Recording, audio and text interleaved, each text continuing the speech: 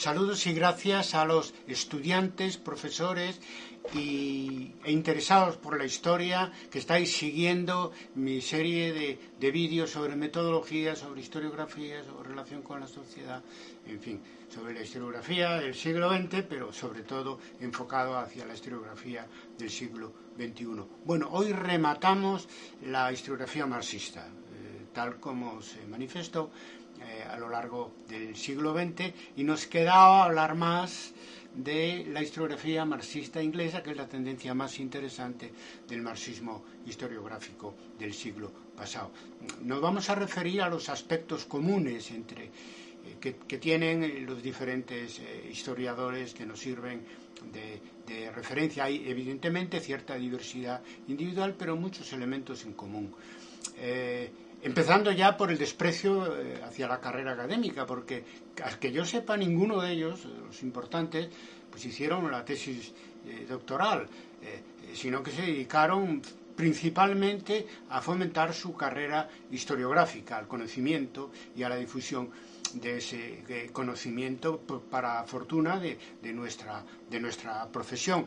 Tampoco Jacques Le Goff había hecho su tesis doctoral, y el propio Marc Bloch presentó diversas investigaciones suyas como tesis de Estado, cosa que en aquellos tiempos era posible. O sea que lo importante era la carrera historiográfica para ello. Bueno, todos estos aspectos comunes que tienen entre sí los historiadores marxistas británicos, pues claro, son a su vez compartidos con la escuela de Annales, pero hay diferencias de énfasis, de tema y de enfoque que hay que hacer notar. Voy a referirme a los paradigmas compartidos, a los 5 paradigmas principales compartidos por la historiografía marxista inglesa. En primer lugar, ya lo hemos dicho, la especialización temática en conflictos, revueltas y revoluciones, muy productiva. Por ejemplo, en el caso de Hilton para la Edad Media, pues el levantamiento de 1381, para la Edad Moderna, Hobsbawm, todos los movimientos sociales preindustriales, el movimiento obrero, Thompson también para el movimiento obrero, después Hill estudió la Revolución Inglesa, Carr la Revolución Rusa y Rude la Revolución Francesa. Por lo tanto, fue muy productiva esta especialización temática de los historiadores marxistas ingleses. En segundo lugar, también se dedicaron al estudio de las transiciones, de la antigüedad al feudalismo y del feudalismo al capitalismo. En el primer caso, Perry Anderson es indispensable, y también después el debate Brenner de la transición entre el siglo XV y el siglo XVI, y por supuesto Maurice Dobb sobre, en general, la transición del feudalismo al capitalismo. En tercer lugar, podemos hablar de la aportación teórica y metodológica. Ya lo hemos comentado en las 2 sesiones anteriores, los trabajos de Carr, los trabajos de Hobsbawm, de Thompson, muy centrado como Pierre Vilar en el debate con el marxismo estructuralista de origen francés. En cuanto al compromiso, también muy compartido por todos ellos, pues eso se inició dentro del Partido Comunista Británico, su compromiso con la clase obrera inglesa, y después también, en general, con la lucha contra el fascismo que les tocó vivir. Después de 1956, la mayoría se fueron del Partido Comunista Británico, y el compromiso ahí en ese caso ya sería con la nueva izquierda, con los movimientos pacifistas, sobre todo el movimiento contra el desarme, en el que se implicó I.P. Thompson mucho, hasta el punto que anunció que durante un tiempo iba a dejar de escribir por ellos. Era muy serio, tanto en el tema de la investigación como en el tema del compromiso social. En quinto lugar, como elemento común menos conocido o menos valorado, sobre todo en historia contemporánea, es los estudios de mentalidad social que hicieron, muy influidos por la antropología.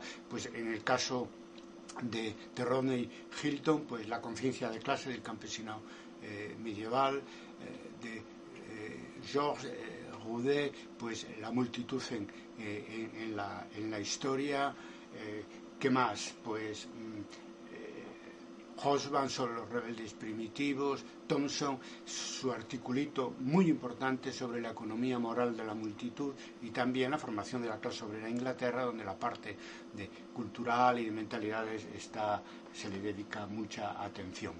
Bien, a esta historiografía marxista inglesa, pues como todas las corrientes historiográficas, pues eso, nacen, se desarrollan y mueren.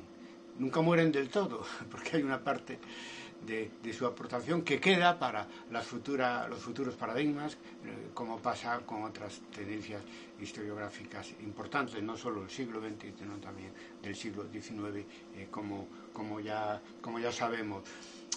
Passan Present tuvo una vida breve, ¿no? Entre 1952 y 1989, si la comparamos con la escuela de Anales, breve pero productiva. El problema que tuvimos en la historiografía española es en los 80, cuando recibimos, digamos, las publicaciones de crítica a Grijalbo y del siglo XXI sobre la historiografía marxista inglesa, pues ya estaba en retroceso aquí la nueva historia. En España en eso hemos llegado tarde por culpa de una dictadura que retrasó todo lo que fuera la relación de la historiografía joven española con el exterior. Entonces, en ese sentido, ¿qué decir?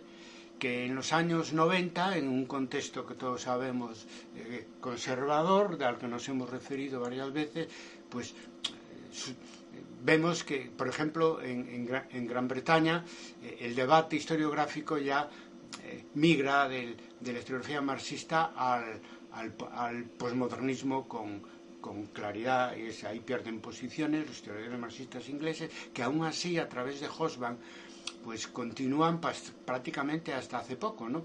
Porque la longevidad de Eric Hobsbawm pues ayuda a que podemos hablar de la longevidad del último representante de la historiografía marxista inglesa, lo mismo que pasó con Jacques Le Goff, que también pues eso, llegó a los 90 años, etcétera, y fue el último representante de la escuela de Anales, lo cual no tenemos otra cosa mejor que hacer que celebrarlo, naturalmente, porque se pudieron hacer de puente con las nuevas generaciones. Claro, esta decadencia de la escuela de Passan Present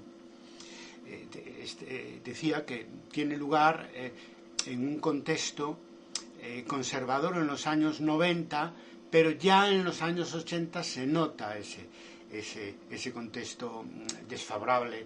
De hecho, la crisis general del marxismo es anterior a la caída del muro de Berlín. Ahora, en 1989-1991, que se inicia pues la transición en la antigua Unión Soviética del socialismo llamado real al capitalismo, pues claro, muchas cosas como unas fichas de dominó cayeron, no solamente el muro de Berlín, y eso afectó esa caída del muro no solamente al marxismo-leninismo, que era la ideología oficial de esos regímenes en el este de Europa, y eso evidentemente cayó, pero también arrastró al conjunto del marxismo, y no solo arrastró al conjunto del marxismo la caída del muro de Berlín, sino que también arrastró al pensamiento progresista en general, incluso al liberalismo, que ya casi nos hemos olvidado que tuvo un origen progresista y ya a partir de los 80, pero sobre todo en los 90, se transformó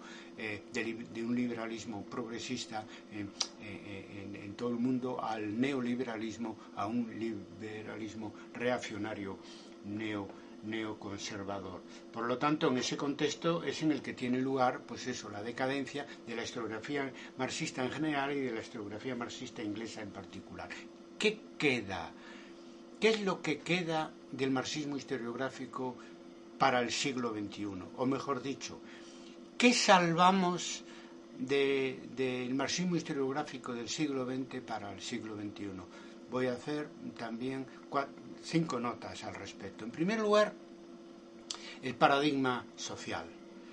Es muy importante hoy, en el siglo XXI, para que no se crea muchos que el compromiso del historiador se reduce a lo identitario. Es decir, que el compromiso con la sociedad, el paradigma social, sigue siendo tan importante en el siglo XXI como en el siglo XX, aunque no solo, porque claro, ahora es más plural, pues digamos, el compromiso del historiador, incluso del historiador progresista. Otro aspecto muy importante que hay que salvar para la historiografía del siglo XXI, del marxismo historiográfico del siglo XX, es el método de análisis de los fundadores. Yo creo que en mi libro La base material de la nación, el concepto de nación en Marx y Engels, que acaba de publicarse, demuestro la superioridad del marxismo fundacional para entender un hecho tan complejo como el hecho nacional. Entonces, el marxismo en el siglo XXI sigue siendo una metodología para el análisis de fenómenos sociales complejos, insustituible. En tercer lugar, hay que hablar de la importancia que tiene en este siglo nuevo en el que estamos toda la referencia del marxismo del siglo XX en tres cuestiones que están relacionadas: el tema del futuro, el tema del compromiso y el tema del progreso. A diferencia de Annales, la historiografía marxista nos enseñó a situar el futuro en el continuum pasado, presente y futuro, y de eso no podemos prescindir, porque ¿qué pasa? Que los fines de la historia, eso lo estudié en un trabajo no hace mucho, los fines de la historia que se nos plantean en el siglo XXI, algunos son tan aterradores que necesitamos de la historia y de un enfoque pasado, presente, futuro para discriminar y apoyar aquellos futuros que puedan hacer más felices que infelices a los humanos, ¿no? Entonces sigue siendo muy importante la relación pasado, presente y futuro en el siglo XXI. También el compromiso, ya hemos hablado mucho de él, la historiografía marxista es un ejemplo de compromiso social de la historia, y es muy importante en el siglo XXI, ya lo decíamos, para que no solo el compromiso se concentre en lo identitario.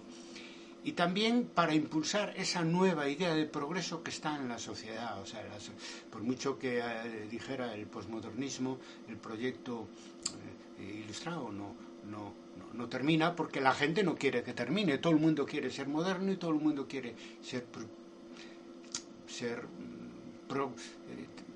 progresista, y todo el mundo quiere ser ilustrado. Entonces, en eso no podemos ceder. La historiografía del siglo XXI, así como cualquier proyecto que se quiera presentar historiográfico en el siglo XXI, no es nada si renuncia al paradigma social. También se puede decir que no es nada si renuncia a la idea del progreso que ha caracterizado el nacimiento de las ciencias sociales entre el siglo XIX y el siglo XX, y sigue estando vigente hoy en día. ¿Cómo si no? En el manifiesto de Historia Debate del año 2001 dedicábamos una de las propuestas a hablar de la nueva ilustración. ¿Cómo si no? Hoy en día está más vigente que nunca la idea de progreso que protagonizó en el siglo pasado no solamente el marxismo, sino otras corrientes progresistas, porque vivimos un momento peligroso para la humanidad, su presente y su futuro, con el auge del fundamentalismo, del racismo y del autoritarismo. Por lo tanto, eso: paradigma social, método de análisis, futuro, idea de progreso y compromiso social de la historia. Claro que el siglo XXI es el paradigma de la complejidad, tanto en el plano científico como de la complejidad social generada por la propia globalización. Por lo tanto, nosotros proponemos que en el nuevo paradigma emancipatorio del siglo XXI, además del marxismo, pues haya que contar con el paradigma ecologista, el paradigma feminista y el paradigma global. Sobre esto hablaremos más adelante, cuando ya dejemos atrás la historiografía del siglo XX y entremos más de lleno en las últimas tendencias en la historiografía del siglo XXI. Bueno, nada más.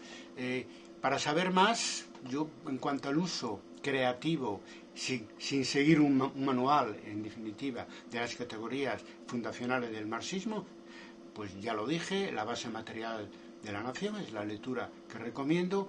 Sobre el siglo pasado, sobre la historiografía marxista del siglo XX, pues en el caso del mundo francés, ya lo dije, Pierre Vilar, la historia marxista en Historia en Construcción, del mundo hispano o latino, si se quiere, el libro de Joseph Fontana, Historia, Análisis del pasado y Proyecto Social, y para el mundo anglosajón,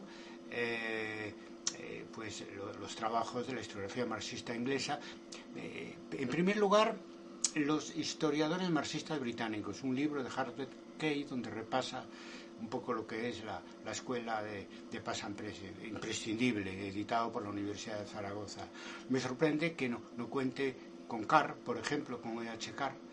Bueno, supongo que será por su origen conservador y porque siendo marxista no militó en el Partido Comunista Británico, pero vamos, es un error. Igual es un error a Georges Roudet, por mucho que se dedicara a trabajar sobre la realidad francesa, dejarlo fuera de ese libro, el historiador marxista británico, muy interesante. Y desde luego, y termino con eso, la compilación de artículos sobre cuestiones de método y de historiografía de Eric Hobsbawm, que no hace mucho publicado en español, que se titula Sobre la historia. Nada más, el próximo episodio nos vamos al otro lado. Vamos a hablar de la influencia del postmodernismo en la historiografía global entre finales del siglo XX y principios del siglo XXI. Muchas gracias.